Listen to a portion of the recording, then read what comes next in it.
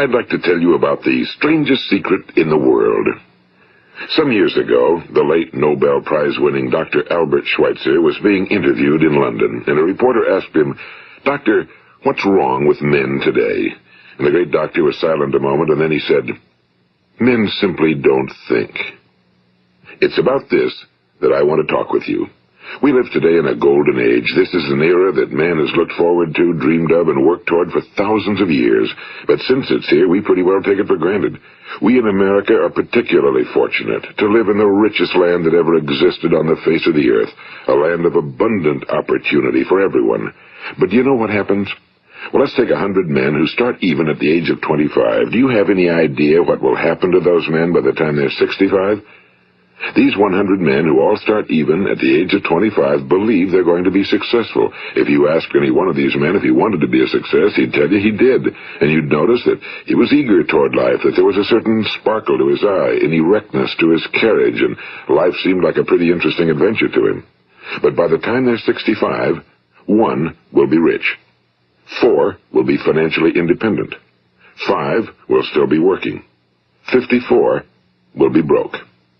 Now think a moment. Out of the 100, only 5 make the grade. Now why do so many fail? What has happened to the sparkle that was there when they were 25? What's become of the dreams, the hopes, the plans? And why is there such a large disparity between what these men intended to do and what they actually accomplished? When we say about 5% achieve success, we have to define success. And here's the best definition I've ever been able to find. Success is the progressive realization of a worthy ideal. If a man is working toward a predetermined goal and knows where he's going, that man is a success. If he's not doing that, he's a failure. Success is the progressive realization of a worthy ideal.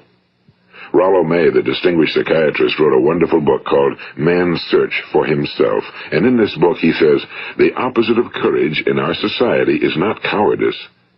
It is conformity. And there you have the trouble today. It's conformity, people acting like everyone else without knowing why, without knowing where they're going. Now think of it. In America right now, there are over 18 million people 65 years of age and older. And most of them are broke. They're dependent on someone else for life's necessities. Now, we learn to read by the time we're 7. We learn to make a living by the time we're 25. Usually by that time, we're not only making a living, we're supporting a family. And yet by the time we're 65, we haven't learned how to become financially independent in the richest land that has ever been known. Why? We conform. And the trouble is that we're acting like the wrong percentage group, the 95 who don't succeed. Now, why do these people conform? Well, they really don't know. These people believe that their lives are shaped by circumstances, by things that happen to them, by exterior forces. They're outer-directed people. A survey was made one time that covered a lot of men, working men, and these men were asked, "Why do you work? Why do you get up in the morning?" 19 out of 20 had no idea.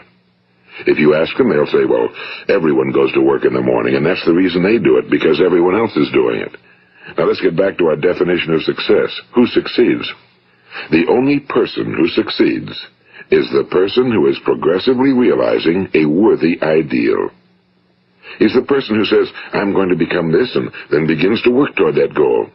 I'll tell you who the successful people are. A success is the school teacher who's teaching school because that's what he or she wants to do. The success is the woman who's a wife and mother because she wanted to become a wife and mother and is doing a good job of it. The success is the man who runs the corner gas station because that was his dream. That's what he wanted to do. The success is the successful salesman who wants to become a top-notch salesman and grow and build with his organization. A success is anyone who is doing deliberately a predetermined job because that's what he decided to do deliberately. But only 1 out of 20 does that. That's why today there isn't really any competition unless we make it for ourselves. Instead of competing, all we have to do is create. You know, for 20 years, I looked for the key which would determine what would happen to a human being. Was there a key I wanted to know which would make the future a promise that we could foretell to a large extent? Was there a key that would guarantee a person's becoming successful if he only knew about it and knew how to use it? Well, there is such a key, and I've found it. Have you ever wondered why so many men work so hard and honestly without ever achieving anything in particular, and others don't seem to work hard and yet seem to get everything? They seem to have the magic touch. You've heard them say that about someone. Everything he touches turns to gold. And have you ever noticed that a man who becomes successful tends to continue to become successful? And on the other hand, have you noticed how a man who's a failure tends to continue to fail? Well, it's because of goals. Some of us have goals, some don't. People with goals succeed because they know where they're going. It's that simple. Think of a ship leaving a harbor, and think of it with the complete voyage mapped out and planned. The captain and crew know exactly where it's going and how long it'll take. It has a definite goal. Now, 9,999 times out of 10,000, it will get to where it started out to get. Now let's take another ship, just like the first, only let's not put a crew on it or a captain at the helm. Let's give it no aiming point, no goal, no destination. We just start the engines and let it go. I think you'll agree with me that if it gets out of the harbor at all, it will either sink or wind up on some deserted beach, a derelict. It can't go anyplace because it has no destination and no guidance, and it's the same with a human being. Take the salesman, for example. There's no other person in the world today with the future of a good salesman. Selling is the world's highest paid profession, if we're good at it, and if we know where we're going. Every company needs top-notch salesmen, and they reward those men. The sky's the limit for them. But how many can you find? Someone once said the human race is fixed, not to prevent the strong from winning, but to prevent the weak from losing. The American economy today can be likened to a convoy in time of war. The entire economy is slowed down to protect its weakest link, just as the convoy had to go at the speed that would permit its slowest vessel to remain in formation. That's why it's so easy to make a living today. It takes no particular brains or talent to make a living and support a family today. So we have a plateau of so-called security, if that's what a person's looking for. But we do have to decide how high above this plateau we want to aim. Now let's get back to the strangest secret in the world, the story that I wanted to tell you today. Why do men with goals succeed in life and men without them fail? Well, let me tell you something which, if you really understand it, will alter your life immediately. If you understand completely what I'm going to tell you from this moment on, your life will never be the same again. You will suddenly find that good luck just seems to be attracted to you. The things you want just seem to fall in line, and from now on you won't have the problems, the worries, the gnawing lump of anxiety that perhaps you've experienced before. Doubt, fear, well, they'll be things of the past. Here's the key to success and the key to failure. We become what we think about. Now let me say that again. We become what we think about. Throughout all history, the great wise men and teachers, philosophers and prophets have disagreed with one another on many different things. It's only on this one point that they are in complete and unanimous agreement. Listen to what Marcus Aurelius, the great Roman emperor, said. A man's life is what his thoughts make of it. Disraeli said this. Everything comes if a man will only wait. I've brought myself by long meditation to the conviction that a human being with a settled purpose must accomplish it, and that nothing can resist a will that will stake even existence for its fulfillment. Ralph Waldo Emerson said this, a man is what he thinks about all day long. William James said, the greatest discovery of my generation is that human beings can alter their lives by altering their attitudes of mind. And he also said, we need only in cold blood act as if the thing in question were real, and it will become infallibly real by growing into such a connection with our life that it will become real. It will become so knit with habit and emotion that our interest in it will be those which characterize belief. And he also said, if you only care enough for a result, you will almost certainly attain it. If you wish to be rich, you will be rich. If you wish to be learned, you will be learned. If you wish to be good, you will be good. Only you must then really wish these things, and wish them exclusively, and not wish at the same time 100 other incompatible things just as strongly. In the Bible, you read in Mark 9:23, if thou canst believe, all things are possible to him that believeth. My old friend Dr. Norman Vincent Peale put it this way, this is one of the greatest laws in the universe. Fervently do I wish I had discovered it as a very young man. It dawned upon me much later in life, and I found it to be one of the greatest, if not my greatest discovery outside of my relationship to God. The great law, briefly and simply stated, is that if you think in negative terms, you will get negative results. If you think in positive terms, you will achieve positive results. That is the simple fact, he went on to say, which is at the basis of an astonishing law of prosperity and success. In 3 words, believe and succeed. William Shakespeare put it this way: our doubts are traitors and make us lose the good we oft might win by fearing to attempt. George Bernard Shaw said, people are always blaming their circumstances for what they are. I don't believe in circumstances. The people who get on in this world are the people who get up and look for the circumstances they want, and if they can't find them, make them. Well, it's pretty apparent, isn't it?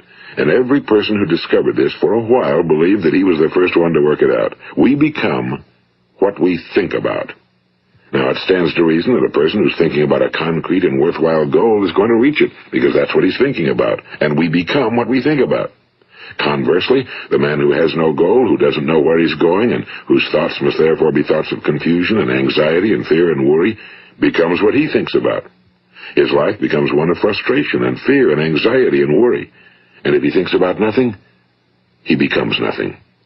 Now, how does it work? Why do we become what we think about? Well, I'll tell you how it works as far as we know. Now, to do this, I want to tell you about a situation that parallels the human mind. Suppose a farmer has some land, and it's good fertile land. Now, the land gives the farmer a choice. He may plant in that land whatever he chooses. The land doesn't care. It's up to the farmer to make the decision. Now, remember, we're comparing the human mind with the land because the mind, like the land, doesn't care what you plant in it. It will return what you plant, but it doesn't care what you plant. Now, let's say that the farmer has 2 seeds in his hand. One is a seed of corn. The other is nightshade, a deadly poison. He digs 2 little holes in the earth, and he plants both seeds, one corn, the other nightshade. He covers up the holes, waters, and takes care of the land, and what will happen? Invariably, the land will return what's planted. As it's written in the Bible, as ye sow, so shall ye reap. Now remember, the land doesn't care. It'll return poison in just as wonderful abundance as it will corn. So up come the 2 plants, one corn, one poison. Now, the human mind is far more fertile, far more incredible and mysterious than the land, but it works the same way. It doesn't care what we plant. Success, failure. A concrete, worthwhile goal, or confusion. Misunderstanding, fear, anxiety, and so on. But what we plant, it must return to us. You see, the human mind is the last great unexplored continent on Earth. It contains riches beyond our wildest dreams. It will return anything we want to plant. Now, you might say, well, if that's true, why don't people use their minds more? Well, I think they figured out an answer to that one, too. Our mind comes as standard equipment at birth. It's free, and things that are given to us for nothing we place little value on. Things that we pay money for, we value. The paradox is that exactly the reverse is true. Everything that's really worthwhile in life came to us free. Our minds, our souls, our bodies, our hopes, our dreams, our ambitions, our intelligence, our love of family and children and friends and country, all these priceless possessions are free. But the things that cost us money are actually very cheap and can be replaced at any time. A good man can be completely wiped out and make another fortune. He can do that several times. Even if our home burns down, we can rebuild it. But the things we got for nothing, we can never replace. The human mind isn't used because we take it for granted. Familiarity breeds contempt. It can do any kind of job we assign to it, but generally speaking, we use it for little jobs instead of big, important ones. Universities have proved that most of us are operating on about 10% or less of our abilities. So decide now, what is it you want? Plant your goal in your mind. It's the most important decision you'll ever make in your entire life. What is it you want? Do you want to be an outstanding salesman? A better worker at your particular job? Do you want to go places in your company? In your community? Do you want to get rich? All you've got to do is plant that seed in your mind, care for it, work steadily toward your goal, and it will become a reality. It not only will, there's no way that it cannot. You see, that's a law, like the laws of Sir Isaac Newton, the laws of gravity. If you get on top of a building and jump off, you'll always go down. You'll never go up, and it's the same with all the other laws of nature. They always work. They're inflexible. Think about your goal in a relaxed, positive way. Picture yourself in your mind's eye as having already achieved this goal. See yourself doing the things you will be doing when you've reached your goal. Ours has been called the phenobarbital age, the age of ulcers and nervous breakdowns and tranquilizers. At a time when medical research has raised us to a new plateau of good health and longevity, far too many of us worry ourselves into an early grave trying to cope with things in our own little personal ways without learning a few great laws that will take care of everything for us. These things we bring on ourselves through our habitual way of thinking. Every one of us is the sum total of his own thoughts. He is where he is because that's exactly where he really wants to be, whether he'll admit that or not. Each of us must live off the fruit of his thoughts in the future, because what you think today and tomorrow, next month and next year, will mold your life and determine your future. You're guided by your mind. I remember one time I was driving through eastern Arizona, and I saw one of those giant earth-moving machines roaring along the road at about 35 miles an hour with what looked like 30 tons of dirt in it. A tremendous, incredible machine, and there was a little man perched way up on top with the wheel in his hands guiding it. And as I drove along, I was struck by the similarity of that machine to the human mind. Just suppose you're sitting at the controls of such a vast source of energy. Are you going to sit back and fold your arms and let it run itself into a ditch? Or are you going to keep both hands firmly on the wheel and control and direct this power to a specific, worthwhile purpose? It's up to you. You're in the driver's seat. You see, the very law that gives us success is a two-edged sword. We must control our thinking. The same rule that can lead a man to a life of success, wealth, happiness, and all the things he ever dreamed of for himself and his family. That very same law can lead him into the gutter. It's all in how he uses it, for good or for bad. This is the strangest secret in the world. Now, why do I say it's strange, and why do I call it a secret? Actually, it isn't a secret at all. It was first promulgated by some of the earliest wise men, and it appears again and again throughout the Bible, but very few people have learned it, understand it. That's why it's strange, and why for some equally strange reason it virtually remains a secret. I believe that you could go out and walk down the main street of your town and ask one man after another what the secret of success is, and you probably wouldn't run into one man in a month who could tell you. Now, this information is enormously valuable to us if we really understand it and apply it. It's valuable to us not only for our own lives, but the lives of those around us, our families, employees, associates, and friends. Life should be an exciting adventure. It should never be a bore. A man should live fully, be alive. He should be glad to get out of bed in the morning. He should be doing a job he likes to do because he does it well. One time I heard Grove Patterson, the great late editor-in-chief of the Toledo Daily Blade, make a speech, and as he concluded his speech, he said something I've never forgotten. He said, "My years in the newspaper business have convinced me of several things. Among them, that people are basically good, and that we came from someplace, and we're going someplace. So we should make our time here an exciting adventure. The architect of the universe didn't build a stairway leading nowhere."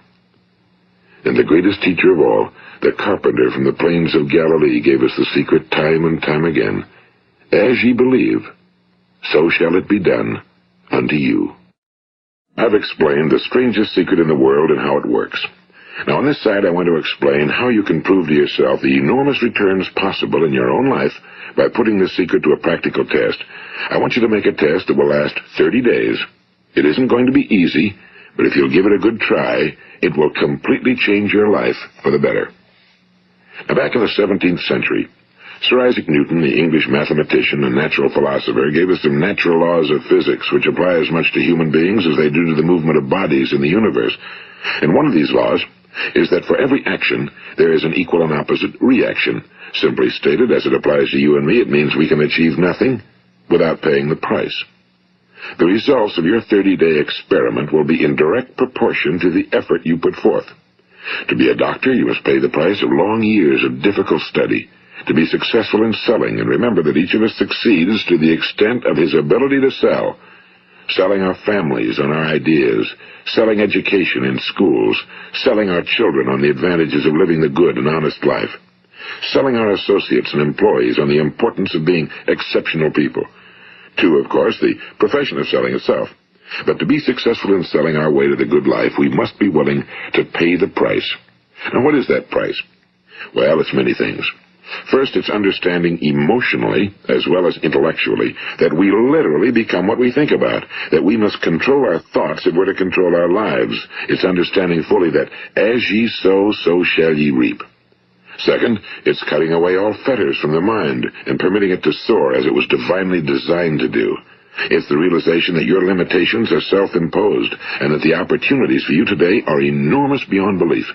It's rising above narrow-minded pettiness and prejudice.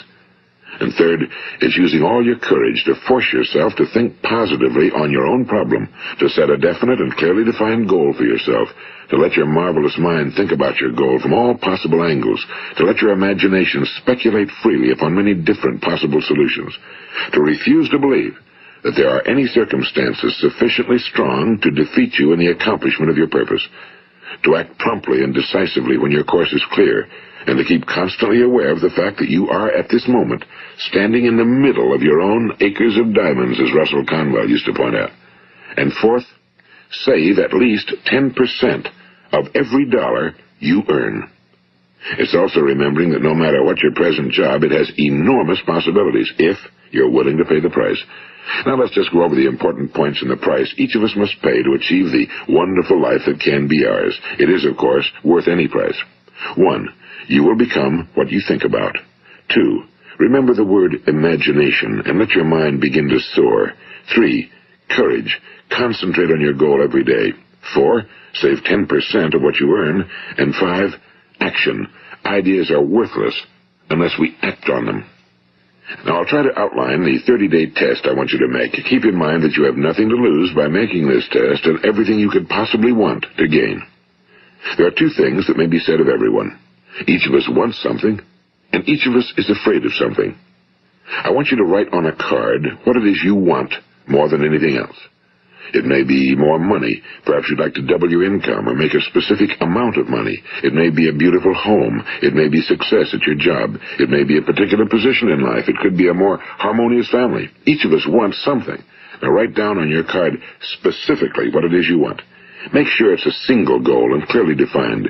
You needn't show it to anyone, but carry it with you so that you can look at it several times a day. Think about it in a cheerful, relaxed, positive way each morning when you get up, and immediately you have something to work for, something to get out of bed for, something to live for.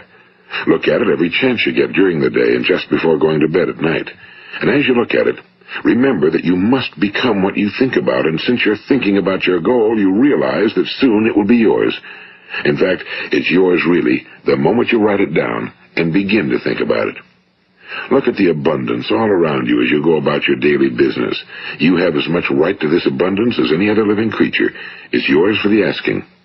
Now we come to the difficult part. Difficult because it means the formation of what is probably a brand new habit, and new habits are not easily formed. Once formed, however, it will follow you for the rest of your life. Stop thinking about what it is you fear. Each time a fearful or negative thought comes into your consciousness, replace it with a mental picture of your positive and worthwhile goal. And there will come times when you'll feel like giving up. It's easier for a human being to think negatively than positively. That's why only 5% are successful. You must begin now to place yourself in that group. For 30 days, you must take control of your mind. It will think about only what you permit it to think about. Each day for this 30-day test, do more than you have to do. In addition to maintaining a cheerful, positive outlook, give of yourself more than you've ever done before. Do this knowing that your returns in life must be in direct proportion to what you give. The moment you decide on a goal to work toward, you're immediately a successful person. You are then in that rare and successful category of people who know where they're going. Out of every 100 people, you belong to the top 5. Don't concern yourself too much with how you're going to achieve your goal. Leave that completely to a power greater than yourself. All you have to do is know where you're going. The answers will come to you of their own accord and at the right time. Remember these words from the Sermon on the Mount, and remember them well. Keep them constantly before you this month of your test. Ask, and it shall be given you. Seek, and ye shall find. Knock, and it shall be opened unto you. For every one that asketh receiveth, and he that seeketh findeth, and to him that knocketh it shall be opened. It's as marvelous and as simple as that. In fact, it's so simple that in our seemingly complicated world, it's difficult for an adult to understand that all he needs is a purpose and faith. For 30 days, do your very best. If you're a salesman, go at it as you've never done before, not in a hectic fashion, but with the calm, cheerful assurance that time well spent will give you the abundance in return you deserve and want. If you're a homemaker, devote your 30-day test to completely giving of yourself without thinking about receiving anything in return, and you'll be amazed at the difference it makes in your life. No matter what your job, do it as you've never done it before for 30 days. And if you've kept your goal before you every day, you'll wonder and marvel at this new life you've found. Dorothea Brand, the outstanding editor and writer, discovered it for herself and tells about it in her fine book, Wake Up and Live.